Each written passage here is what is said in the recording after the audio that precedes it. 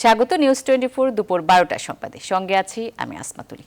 প্রধানমন্ত্রী শেখ হাসিনা ও ভুটানের প্রধানমন্ত্রী ডক্টর লুটে শেরিং এর নেতৃত্বে প্রধানমন্ত্রীর কার্যালয়ে চলছে ঢাকা থিম্পু দ্বিপাক্ষিক বৈঠক। এর আগে প্রধানমন্ত্রীর কার্যালয়ে লুটে শেরিংকে স্বাগত জানান প্রধানমন্ত্রী শেখ হাসিনা। এরপর একান্তে বৈঠক করেছেন দুই শীর্ষ নেতা। বৈঠকে বন্ধু দেশটির সাথে ঐতিহাসিক নিবিড় সম্পর্ক জোরদারের পাশাপাশি বাংলাদেশ ভুটানের মধ্যে দ্বিপাক্ষিক বাণিজ্য ও বিনিয়োগ বাড়ানোর উপর গুরুত্ব আরোপ করেন দুই দেশের সরকার প্রধান। দ্বিপাক্ষিক বৈঠকে 4 দেশীয় BBIN ট্রানজিটের উপর গুরুত্ব দেবে বাংলাদেশ। সেই সাথে অর্থনৈতিক সহযোগিতার সম্পর্ক জোরদারে দুটি সমঝোতা স্মারক সই করার প্রস্তুতিও নেওয়া হয়েছে। বঙ্গবন্ধুর জন্মশতবার্ষিকী এবং স্বাধীনতার সুবর্ণ জয়ন্তী উদযাপন অনুষ্ঠানে যোগ দিতে মঙ্গলবার 3 দিনের সফরে ঢাকায় আসেন ভুটানের প্রধানমন্ত্রী ডক্টর লুটে শেরিং। আজ তিনি জাতীয় প্যারেড গ্রাউন্ডে বিশেষ অনুষ্ঠান মালায় সম্মানিত অতিথি হিসেবে যোগ দেবেন।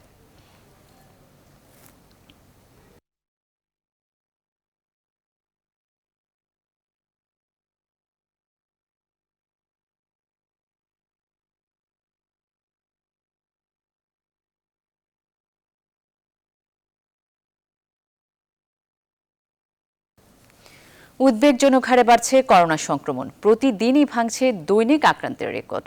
করোনা সংক্রমণ বেড়ে যাওয়ায় হাসপাতালগুলোতে রোগীর চাপ বেড়েছে। হাসপাতালে সিট, ICU খালি পাওয়া যাচ্ছে না। নতুন রোগী ভর্তি হতে পারছেন না। আবার করোনা রোগীর চাপের কারণে ব্যাহত হচ্ছে সাধারণ রোগীদের চিকিৎসা সেবাও। এ ব্যাপারে বিস্তারিত জানাতে রাজধানী সহ দেশের বিভিন্ন হাসপাতাল থেকে আমাদের সাথে যুক্ত হচ্ছেন সহকর্মীরা।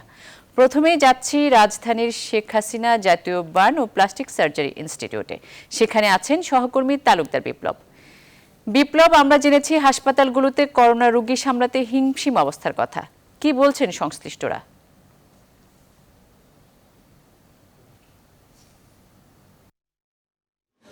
তুলি, আমি এর আগের ঘন্টাতেও কিন্তু এই হাসপাতালের সার্বিক অবস্থা জানিয়েছি। এখন আমি আবার আপনাকে যেটি জানাতে চাই সেটি হলো যে আমি কিন্তু এই হাসপাতালে যিনি পরিচালক রয়েছেন তিনি আমাদেরকে যতটুকু জানিয়েছেন, অর্থাৎ যে দেশের বেশ কয়েকটি সরকারি হাসপাতাল, বিশেষ করে সরওয়ার্দী হাসপাতাল, বরিশাল মেডিকেল থেকে শুরু করে রংপুর মেডিকেলের বেশ কিছু হাসপাতালে করোনা ইউনিট খোলার কারণে কিন্তু সেসব হাসপাতালে কিন্তু অন্যান্য যে চিকিৎসা রয়েছে, বার্ন ইউনিটের রোগী চিকিৎসা বলেন বা অন্যান্য জেনারেল চিকিৎসা বলেন, এর ফলে কিন্তু অনেক রোগী কিন্তু ঢাকাতে কিন্তু তারা মুভ করছে এবং ঢাকাতে আসার কারণে কিন্তু আসলে তাদেরকে যে স্বাভাবিক যে রোগী রয়েছে তাদের মধ্যে তাদেরকে কিন্তু চিকিৎসা সেবা দেওয়াটা একটু ব্যাহত হয়ে পড়ছে। এবং যেটি আমি বলছিলাম যে বার্ন ইউনিটের আমি এই মুহূর্তে রয়েছি যে কিন্তু যে টিকা কেন্দ্রে, অর্থাৎ এখানে যে প্রতিদিন যে টিকা নিচ্ছে এই টিকা কেন্দ্রের তথ্য অনুযায়ী কিন্তু গত 2 দিন অর্থাৎ গতকাল এবং আজ কিন্তু এই টিকা নেয়ার রোগীর সংখ্যাটা একটু বেশি। এমনটি কিন্তু এখানে টিকা নেয়ার সাথে সংশ্লিষ্ট যারা রয়েছেন তারা আমাদের বলছেন। অনেক জায়গাতে টিকা নেয়ার লোকের সংখ্যা কম হলেও কিন্তু কোথাও কিন্তু এই চাপটা কিন্তু রয়েছে। এবং একই সাথে কিন্তু যে বিষয়টি আমি বলতে চাই সেটি হলো যে আপনি জানেন যে এই হাসপাতালের 14 তলায় মোট 21টি শয্যা প্রস্তুত করা হয়েছে করোনা ইউনিটের জন্য এবং সেই 21টি শয্যায় মধ্যে করোনার যারা রোগী আসবে তাদেরকে কিন্তু ভর্তি করানো হবে, এমনটি কিন্তু জানিয়েছে হাসপাতালের পরিচালক। তো এই ছিল আমার কাছ থেকে সবশেষ। তুলি। বিপ্লব, ধন্যবাদ আপনাকে। এবার যশোর থেকে যুক্ত হচ্ছেন সহকর্মী রিপন হোসেন। রিপন, করোনা সংক্রমণের সবশেষ কি অবস্থা?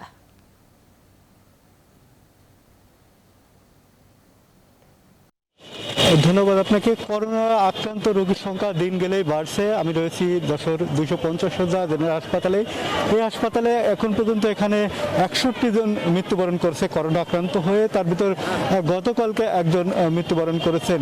তো হাসপাতালের ICU বেডের যে দাবি ছিল সেই দাবিটিও এখন পর্যন্ত পূরণ হয়নি, অর্থাৎ ICU বেড এখনও চালু হয়নি। ফলে আক্রান্ত যারা গুরুতর আক্রান্ত তাদের খুবই ভোগান্তির শিকার হতে হচ্ছে। তাদের খুলনা অথবা ঢাকায় যে চিকিৎসা নিতে হচ্ছে, এক্ষেত্রে মৃত্যুর ঝুঁকি অনেকটা বেড়ে যাচ্ছে। আপনার যদি পরিসংখ্যান দিয়ে জানা যে এ পর্যন্ত 4,965 জন আক্রান্ত হয়েছে যশোরে, তার ভিতরে সুস্থ হয়েছে 4,802 জন এবং হাসপাতালে ভর্তি রয়েছে এখন পর্যন্ত 2 জন এবং বাড়ি অর্থাৎ হোম আইসোলেশনে চিকিৎসা নিচ্ছেন 100 জনের রোগী এই করোনা আক্রান্ত হয়ে। তো সব মিলিয়ে আমি প্রশাসনের পক্ষ থেকে খুব বেশি পদক্ষেপ নিতে আমরা দেখছি না, যে ভ্রাম্যমাণ আদালত পরিচালনা কিংবা মাস্ক বিতরণ পুলিশের পক্ষ থেকে করা হলেও যে পরিচালনা সেটি কিন্তু করা হচ্ছে না। ফলে মানুষের ভিতর যে সচেতনতা সেটিও নাই, সে কারণে দিন গেলে করোনা আক্রান্ত রোগীর সংখ্যা বাড়ছে। তো সব মিলে এই ছিল যশোর থেকে আমার কাছে সর্বশেষ পিসি স্টুডিওতে আপনার কাছে। রিপন, ধন্যবাদ আপনাকে। ঢাকা এবং যশোরের হাসপাতাল থেকে করোনা রোগীদের অবস্থা জানাচ্ছিলেন সহকর্মী তালুকদার বিপ্লব এবং রিপন হোসেন। এদিকে যুক্তরাজ্য থেকে ফিরে সিলেটের অনেক প্রবাসী প্রাতিষ্ঠানিক কোয়ারেন্টাইন মানছেন না, বরং বিয়ের মতো সামাজিক অনুষ্ঠানও করছেন কেউ কেউ। অনেকে হোটেল কর্তৃপক্ষের সাথে যোগসাজশ করে দিব্যি বাইরে ঘোরাঘুরি করছেন বলেও অভিযোগ রয়েছে। এতে সিলেট সহ সারা দেশে করোনার নতুন স্ট্রেন ছড়িয়ে পড়ার আশঙ্কা তৈরি হয়েছে। সৈয়দ রাসেলের তথ্য ছবিতে ডেস্ক রিপোর্ট। গেল 18 মার্চ যুক্তরাজ্য ফেরত 11 প্রবাসীকে রাখা হয় সিলেটের লা ভিস্তা হোটেলে। তাদের একজন 21 মার্চ একই হোটেলে বিয়ের আনুষ্ঠানিকতা সারেন। সেই অনুষ্ঠানে দুপক্ষের বেশ কিছু অতিথি অংশ নেন। এটা বিয়ে বলবো না, এটা জাস্ট একটা মানবিক দিক দিয়ে করে জাস্ট এটা সিগনেচার নেওয়ার জন্য 2 জন উকিল আসছিল, একজন যে আসছিল এটা, আর সাক্ষী হিসেবে তারা 2 জন মানুষ ছিল, তারা মুরব্বী ছিল। একই দিনে সিলেট নগরের অন্য একটি হোটেল থেকে কোয়ারেন্টাইন ভেঙে পালিয়ে যান 9 প্রবাসী। পরে তাদের জরিমানা ও হোটেলকে কোয়ারেন্টাইন তালিকা থেকে বাদ দেওয়া হয়। করোনার নতুন স্ট্রেন ছড়িয়ে পড়া রোধে বাধ্যতামূলক কোয়ারেন্টাইনের কথা বলা হলেও তা আদৌ মানা হচ্ছে না। যুক্তরাজ্য থেকে সিলেটের উদ্দেশ্যে সরাসরি ফ্লাইট আছে সপ্তাহে 2টি। যাত্রীদের জন্য সিলেটের 10টি হোটেল কোয়ারেন্টাইনের জন্য নির্ধারণ করে দিয়েছে প্রশাসন। হোটেলগুলোতে পুলিশ দায়িত্ব পালন করলেও নানা অজুহাতে হোটেল কর্তৃপক্ষ যাত্রীদের কোয়ারেন্টাইন ভাঙার সুযোগ করে দিচ্ছে বলে অভিযোগ রয়েছে। কিছু কিছু হোটেলে লক্ষ্য করা গিয়েছে কোয়ারেন্টিনের যাত্রী রাখার পরেও তারা তাদের হোটেলগুলিতে বলরুমে সামাজিক প্রোগ্রাম ফাংশন করছে। এই ক্ষেত্রে অতিরিক্ত পরিমাণ লোকজন এই হোটেলগুলিতে যাচ্ছে। সেখানে আমাদের পুলিশের যারা ডিউটি করে তাদের জিজ্ঞাসাবাদেও হোটেল মালিকরা বলছেন যে পুলিশি জিজ্ঞাসাবাদ এবং পুলিশ ডিউটিতে তারা কিছুটা সমস্যায় পড়ছেন। তবে এ ব্যাপারে আরো কঠোর অবস্থানের কথা জানান সিলেট মেট্রোপলিটন পুলিশের এই কর্মকর্তা। ভবিষ্যতে যাতে এই ধরনের কোনো কোয়ারেন্টিনের ব্যক্তি কোনো হোটেল থেকে কিংবা কোয়ারেন্টাইন ভঙ্গ না করতে পারে, সর্বোচ্চ সতর্কতা পেশাদারিত্বের সাথে ডিউটি করার জন্য তাগিদ দেওয়া হয়েছে। আমরা সবাই এই বিষয়ে সতর্ক রয়েছি। প্রাতিষ্ঠানিক কোয়ারেন্টাইনের ক্ষেত্রে হোটেলের অনিয়মের অভিযোগ নিয়ে ক্যামেরায় কথা বলতে রাজি হননি জেলা প্রশাসক ও civil surgeon. Desk report, news 24। এবার উখিয়ার অগ্নিকাণ্ডের খবর। রোহিঙ্গা ক্যাম্পের ভয়াবহ আগুন লাগলো কিভাবে তা খতিয়ে দেখছে তদন্ত কমিটি। এদিকে কক্সবাজারের উখিয়ায় বালুখালী রোহিঙ্গা ক্যাম্পে অগ্নিকাণ্ডে মৃতের সংখ্যা নিয়ে সরকার ও জাতিসংঘের শরণার্থী বিষয়ক সংস্থা UNHCR ভিন্ন তথ্য দিয়েছে। ভয়াবহ এই অগ্নিকাণ্ডে 11 জনের মৃত্যু ও 155 জন আহত হয়েছে বলে জানিয়েছেন দুর্যোগ ব্যবস্থাপনা ও ত্রাণ মন্ত্রণালয়ের সচিব মোহাম্মদ মহসিন।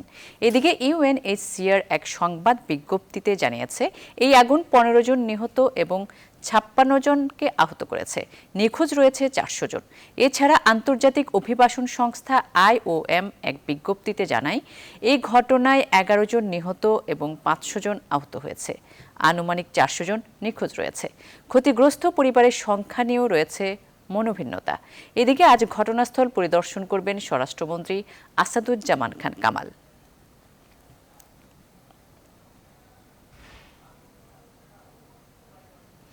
এই ব্যাপারে আরও তথ্য জানাতে কক্সবাজার থেকে টেলিফোনে সরাসরি যুক্ত হচ্ছেন সহকর্মী আয়ুবুল ইসলাম।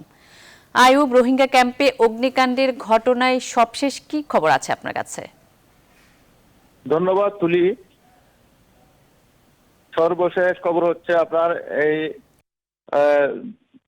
যে সমস্ত ক্ষতিগ্রস্ত রোহিঙ্গারা আশ্রয়হীন হয়ে পড়েছেন তাদের জন্য ইন্টারন্যাশনাল সংস্থা এবং এনজিওর সংস্থার মাধ্যমে তাদের ওই মানে আশ্রয়ের জন্য তাঁবু দিয়ে মানে থাকার ব্যবস্থা করা হচ্ছে এবং খাদ্য সামগ্রীরও ব্যবস্থা করা হচ্ছে WFPর পক্ষ থেকে। তো যতটুকু জেনেছি আজকে মানে খুব মানে কাজ তদারকি করছে প্রশাসন এবং ঊর্ধ্বতন কর্তৃপক্ষ। তো খুব শীঘ্রই আশা রাখছি আমরা মানে তাদের আশ্রয়ের এবং থাকার ব্যবস্থা হয়ে যাবে। তো আজকে এদিকে ঘটনাস্থল পরিদর্শনের জন্য স্বরাষ্ট্রমন্ত্রীর আসার কথা রয়েছে। উনি আসলে আরো নতুন কিছু তথ্য পাবো বলে আশা রাখছি। এই ছিল আমার কাছে সর্বশেষ। আইবুল ইসলাম, ধন্যবাদ আপনাকে। দর্শক, সময় হলো একটি বিরতির, সঙ্গেই থাকুন। আবারও স্বাগত, দেখছেন নিউজ 24 12টার সংবাদ। রাতের ঢাকার সড়ক মানেই যেন চাঁদাবাজদের সাম্রাজ্য। পুলিশের নাকের ডগায় সিটি কর্পোরেশনের নামে রসিদ ধরিয়ে দিয়ে আদায় করা হচ্ছে বিভিন্ন অঙ্কের চাঁদা। দক্ষিণ সিটির যাত্রাবাড়ি, গুলিস্তান, ফুলবাড়িয়া সহ কিছু টার্মিনাল ইজারা দিলেও সড়কেই আদায় করা হচ্ছে চাঁদা। খোঁজ নিয়ে জানা যায় রাজধানীর অন্তত 20টির অধিক স্থানে চলছে প্রকাশ্যে চাঁদাবাজি। ট্রাক চালকরা জানান চাঁদা না দিলে গাড়ি আটকে রেখে করা হয় হয়রানি। বিস্তারিত হাবিবুল ইসলাম হাবিবের রিপোর্টে। দিনের মতো রাতেও রাজধানী ঢাকার সড়ক থাকে ব্যস্ততম। যাত্রাবাড়ি, গুলিস্তান, গাবতলী, ফুলবাড়িয়া সহ বিভিন্ন বাস স্ট্যান্ডে কিছুক্ষণ পরপরই বাধে প্রচণ্ড জ্যাম। এই সুযোগে এসব সড়ক হয়ে ওঠে চাঁদাবাজদের অভয়ারণ্য। রাত যখন 2টা, তখন যাত্রাবাড়ির প্রধান সড়কে দেখা যায় ঢাকা দক্ষিণ সিটি কর্পোরেশন লেখায় অ্যাপ্রন পরে থামান পণ্যবাহী ট্রাক, পিকআপ সহ গণপরিবহন। প্রতিটি ট্রাক থেকে আদায় করছেন বিভিন্ন অঙ্কের টাকা। কাগজে লেখা আছে সিটি কর্পোরেশনের 30 টাকা দিতে হবে, কারণ নাই, না দিলে জোর জুলুম করে নেয়। এরা খালি রাস্তায় দাঁড়ায় দেবে, গাড়ি সিঙ্গেল দিয়ে টাকা নিতে আছে। চাঁদা আদায়ের এই দৃশ্য ধারণ করতে গেলে ক্যামেরা দেখেই আড়ালে চলে যান কয়েকজন। তাদের একজন দেখান সিটি কর্পোরেশনের রসিদ। জানতে চাওয়া হয় চাঁদা আদায়ের রহস্য। 30 টাকা দেন। আমি তো ভাই আপনার বললাম যে এই সিটি কর্পোরেশনের টাকা দেয়। আমরা তো এত কিছু জানি না, আমরা তো কর্ম করি এখানে রাত 10টা থেকে সকাল 6টা 7টা পর্যন্ত 300 টাকা আমাদের বেতন দেয়। এখন এই জায়গায় কে ওটায় কী করে এত কিছু আমি জানি না। এই জায়গায় আমার চাকরি দিচ্ছে এক বড় ভাই, সে বড় ভাই একজন লিডার নেতা, তার নাম না বলবো না। এসবই চলছে ট্রাফিক পুলিশের চোখের সামনে। এ বিষয়ে জানতে চাইলে তারা বলেন তাদের নাকি করার কিছুই নেই। জিজ্ঞেস করলে বলে তাদের এই যে রিসিট আছে, তাদের এই যে রিসিট আছে, টোকেন দেখায়। এখন আমি তো তাদের মধ্যে তর্কযুদ্ধ করতে পারি না। বলে যে তাদের অমুকের কর্তৃপক্ষ অমুকের টোল নিছে, অমুকের ইজারাদার নিছে, অনেক হাই প্রোফাইল ব্যক্তিবর্গের নাম বলে। সেক্ষেত্রে আমার র্যাঙ্কে তো কভার করেনি। দক্ষিণ সিটি কর্পোরেশনের প্রধান নির্বাহী জানান বেআইনিভাবে যারাই চাঁদা আদায় করবে তাদের বিরুদ্ধে ব্যবস্থা নেওয়া হবে। ট্রাক থেকে চাঁদা নেওয়ার জন্য কোনো সিস্টেম ইজারার কোনো কাগজ দিইনি, বা ট্রাক থেকে টাকা নেওয়া হয়, এটা আমরা শুনেছি, আমাদের নজরে এসেছে। এটা সংশ্লিষ্ট আইনশৃঙ্খলা নিয়ন্ত্রণকারী বাহিনী যখনও তাদেরকে দেখবে তাৎক্ষণিক তাদের কিন্তু ব্যবস্থা নিতে পারে। টার্মিনাল ইজারার কার্যাদেশে ট্রাক থেকে চাঁদা আদায় নিষিদ্ধ, তবুও আদায় করা হচ্ছে প্রতিনিয়ত। হাবিবুল ইসলাম হাবিব, নিউজ 24, ঢাকা। শারীরিকভাবে বিকলাঙ্গ, তার উপর আর্থিক টানাপোড়েন এবং পরিবার বিচ্ছিন্ন থাকায় অবসাদে ভুগে আত্মহত্যার পথ বেছে নিয়েছিলেন শেখ হাসিনা জাতীয় বার্ন অ্যান্ড প্লাস্টিক সার্জারি ইনস্টিটিউটের অস্থায়ী কর্মচারী মিলন। এমনটাই মনে করছেন তার সহকর্মীরা। 19 মার্চ রাতে প্রতিষ্ঠানটির বাথরুমে শরীরে আগুন জ্বালিয়ে আত্মহত্যা করে সে। নাইম আলজিকুর প্রতিবেদন। খুব ছোট থাকতেই বাবা মাকে হারান মিলন। বড় হন ফুপুর কাছে। পোলিওতে আক্রান্ত হয়ে 2 বছর বয়সেই হারান হাঁটা চলার ক্ষমতা। গেল 3 বছর আগে বোনের সাথে ঝগড়া করে তার সাথেও যোগাযোগ বন্ধ করে দেয় সে। এরপর 2019 সালের 4 ডিসেম্বর শেখ হাসিনা জাতীয় বার্ন অ্যান্ড প্লাস্টিক সার্জারি ইনস্টিটিউটে অস্থায়ীভাবে ক্লিনার পদে নিয়োগ পান মিলন। তবে কাজ করতেন হাসপাতালটির অনুসন্ধান বিভাগে। কিন্তু হঠাৎই 19 মার্চ রাতে প্রতিষ্ঠানটির বাথরুমে নিজ শরীরে হ্যান্ড স্যানিটাইজার ঢেলে আগুন ধরিয়ে আত্মহত্যার চেষ্টা করে 26 বছর বয়সী মিলন। পুড়ে যায় শরীরের 95%। পরদিন সকালে চিকিৎসাধীন অবস্থায় মৃত্যু হয় তার। জায়গাটা যেহেতু একটা বদ্ধ জায়গা, সে ভিতরে আগুন লেগেছে, এই তার শ্বাসনালী উপরে গিয়েছিল, 95% উপরে তার বার্ন ছিল। কারণ আলটিমেটলি আমরা তাকে বাঁচাতে পারিনি। আত্মহত্যার কারণ জানতে চাইলে কেউ সঠিকভাবে কিছুই জানাতে পারেননি। তবে সহকর্মীরা বলছেন পঙ্গু হওয়ায় মানসিকভাবে অনেকটাই ভেঙে পড়েছিল সে। আর্থিক টানাপোড়েন যেন ছিল তার নিত্যদিনের সঙ্গী। ডিপ্রেশন এসে ভুগছিল, পারিবারিক সমস্যা আছে, কিছুটা ঋণগ্রস্ত সে ছিল। যে রিক্সা দিয়ে চলাফেরা করতো, ওই রিক্সাওয়ালা 9,000 টাকা পাইতো, বেতন পেয়ে ওই রিক্সাওয়ালাকে 5,000 টাকা দিয়ে বাকি টাকা বসে যে আর দিতে পারবে। মিলনের এ ধরনের সিদ্ধান্তের সঠিক কারণ জানাতে পারেননি তার বোনও। আমরা তো খুব বিষয়ের মধ্যে পড়ছি যে এই কাজটা ও তো অনেক সচেতন ছিল আমার জানা মতে, কিন্তু এই কাজটা কেন করলো এটা তো। তবে তার আত্মহত্যার পেছনে অন্য কোনো কারণ আছে কিনা তাও খতিয়ে দেখা হচ্ছে বলে জানায় পুলিশ। এ বিষয়ে রাজধানীর শাহবাগ থানায় একটি সাধারণ ডায়েরি করেছে হাসপাতাল কর্তৃপক্ষ। নাইম আলচিকো, নিউজ 24, ঢাকা। বঙ্গবন্ধুর জন্মশতবার্ষিকী ও স্বাধীনতার সুবর্ণ জয়ন্তী উপলক্ষে বুধবার মুক্তিযোদ্ধাদের সম্মাননা দিয়েছে মিরপুরের আওয়ামী লীগ নেতাকর্মীরা। সকালে জল্লাদখানা বধ্যভূমিতে আয়োজিত অনুষ্ঠানে প্রধান অতিথি ছিলেন স্বরাষ্ট্রমন্ত্রী আসাদুজ্জামান খান কামাল। অনুষ্ঠানে অন্যদের মধ্যে আওয়ামী লীগের দপ্তর সম্পাদক ও প্রধানমন্ত্রীর বিশেষ সহকারী ব্যারিস্টার বিপ্লব বড়ুয়া, স্থানীয় কাউন্সিলর কাজী জহুর ইসলাম মানিক সহ আরও অনেকে উপস্থিত ছিলেন। স্বরাষ্ট্রমন্ত্রী বলেন, করোনা মহামারীর কারণে বঙ্গবন্ধুর জন্মশতবার্ষিকী ও স্বাধীনতার সুবর্ণ জয়ন্তী অনুষ্ঠান সংক্ষিপ্ত পরিসরে করা হয়েছে।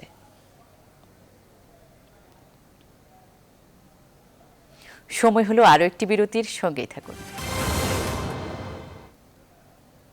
আবারও স্বাগত, দেখছেন নিউজ 24, বেলা 12টার সংবাদ। এবার ফার্স্ট সিকিউরিটি ইসলামী ব্যাংক অর্থ বাণিজ্যের সংবাদ। 50 বছরের পথ চলায় কৃষিখাতে বাংলাদেশের অগ্রগতি ঈর্ষণীয়। তলাবিহীন ঝুড়ি থেকে খাদ্যে স্বয়ংসম্পূর্ণ স্বনির্ভরতা বদলে যাওয়া এক দেশ। গেল 5 দশকে নীরব বিপ্লব ঘটেছে গ্রামীণ অর্থনীতি ও কৃষিখাতে। অর্থনীতি বিশ্লেষকরা বলছেন, যে কোনো দুর্যোগে টিকে থাকার সবচেয়ে বড় নির্ভরতা কৃষিখাত। তাই কৃষি উৎপাদনশীলতা বৃদ্ধি এবং টেকসই করতে কৃষিভিত্তিক শিল্প ও কর্মসংস্থান নিশ্চিত করার তাগিদ দিয়েছেন বিশ্লেষকরা। বিস্তারিত জানাচ্ছেন বাবু কামরুজ্জামান। গত 5 দশকে বিস্ময়কর পরিবর্তন ঘটেছে গ্রাম বাংলার আনাচে কানাচে। কৃষির হাত ধরে কেবল গ্রামীণ অর্থনীতিতে গতি সঞ্চার নয়, একসময়ের তলাবিহীন ঝুড়ি এখন খাদ্যে স্বয়ংসম্পূর্ণ। হিসাব বলছে, ধান উৎপাদনে বিশ্বে বাংলাদেশের অবস্থান তৃতীয়। কেবল ধান উৎপাদন নয়, শাকসবজি থেকে ফলমূল কিংবা মাছ চাষ, কৃষির এমন প্রায় সব খাতে বিশ্বের বুকে মাথা উঁচু করে দাঁড়িয়ে বাংলাদেশ। কৃষি সুমারে 2019-এর তথ্য অনুযায়ী দেশের প্রায় 47% পরিবার এখনও কৃষির উপর নির্ভরশীল। তাই স্বাধীনতা পরবর্তী কৃষি নির্ভর বাংলাদেশে শিল্পের আধিপত্য বাড়লেও এখনও মোট দেশজ উৎপাদন বা জিডিপিতে এ খাতের অবদান প্রায় 14%। 70-এর দশকে যখন বাংলাদেশের যাত্রা শুরু হয়, তখন আমাদের চালের উৎপাদন ছিল 13 মিলিয়ন টন, এখন সেটা হয়েছে 35 মিলিয়ন টন। তো এটাই বলে দিচ্ছে যে আমাদের এগ্রিকালচারে আমরা কতখানি এগিয়েছি। একই সাথে যদি আমরা দেখি মাছের উৎপাদন আমাদের 4, 5, 6 গুণ হয়ে গেছে আগের চাইতে, এবং বেশিরভাগই হচ্ছে আমাদের নতুন উদ্যোগে। আমাদের দেশে যে বাণিজ্যিক কৃষি ধারাটি প্রবর্তিত হয়েছে, সেটিকে আরো প্রসারিত এবং বেগবান করবার জন্য আমাদেরকে বিশ্ব বাজার ব্যবস্থার সঙ্গে সংযুক্ত হতে হবে। করোনার দ্বিতীয় ধাক্কায় যখন নতুন করে বিপর্যস্ত হচ্ছে বিভিন্ন শিল্প ও সেবা খাত, তখন কৃষি হতে পারে আগামী দিনের বড় নির্ভরতা, এমন মত অর্থনীতি বিশ্লেষকদের। এক্ষেত্রে কৃষিভিত্তিক শিল্প এবং কর্মসংস্থান বাড়ানোর তাগিদ বিশেষজ্ঞদের। কৃষি গবেষণার উপরে আমরা যে জোর দিয়ে আসছি সাম্প্রতিককালে, সেটিকে অব্যাহত রাখতে হবে, যাতে নতুন নতুন প্রযুক্তি উদ্ভাবিত হয় এবং কৃষি সম্প্রসারণ কর্মীদের মাধ্যমে সেটা কৃষকদের পর্যায়ে পৌঁছে যায়। আমাদের কমার্শিয়াল এগ্রিকালচারের জন্য যে অতিরিক্ত প্রোডাকশন হচ্ছে, এই প্রোডাকশনটা অ্যাবজর্ব করার জন্য আমাদের অ্যাগ্রো প্রসেসিং দরকার। আর সেজন্য আমরা মনে করি যে প্রাইভেট সেক্টরকে এই অ্যাগ্রো প্রসেসিংয়ে বিনিয়োগ উৎসাহিত করার জন্য সরকারকে প্রণোদনা দিতে হবে। বিবিএস এর করা শ্রমশক্তি জরিপ বলছে, দেশের মোট শ্রমশক্তির প্রায় 41% এখনও কৃষিতেই নিয়োজিত। বাবু কামরুজ্জামান, নিউজ 24, ঢাকা। জাতীয় প্রেস ক্লাবের সামনে বক্তব্য রাখছেন বিএনপি মহাসচিব মির্জা ফখরুল ইসলাম আলমগীর। আমরা সরাসরি চলে যাচ্ছি সেখানে। তাদের প্রতিবাদ করছে, কথা বলছে, একটি মাত্র কারণ হচ্ছে যে আমি আমার কথা বলতে চাই, আমার স্বাধীনতা চাই।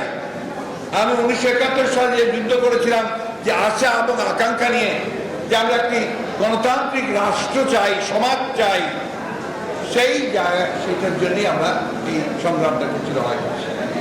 গতকাল একজন সাংবাদিক আমার বাসায় গিয়েছিলেন, তিনি বললেন যে তিনি একটা রিপোর্ট করছেন যে 1971 সালে স্বাধীনতা যুদ্ধের সময় দেশনেত্রী বেগম খালেদা জিয়া পাকিস্তানের কারাগারে ছিলেন, আর আজকে এই স্বাধীন দেশে 50 বছর সুবর্ণ জয়ন্তী আমরা পালন করছি, সেই সময়ও দেশনেত্রী বেগম খালেদা জিয়া আজকে কারাগারে বন্দী হল। What is our achievement? আমাদের অর্জনটা কি? এই 50 বছর আমরা কি অর্জন করলাম? আমরা কিছুই অর্জন করতে পারি। আমরা আমাদের যে অধিকারগুলো ছিল সেই অধিকারগুলোকে বারবার হারিয়েছি। আমাদেরকে বারবার সংগ্রাম করতে হয়েছে, লড়াই করতে হয়েছে আমাদের অধিকারগুলোর জন্য, আমাদের গণতান্ত্রিক ব্যবস্থার জন্য।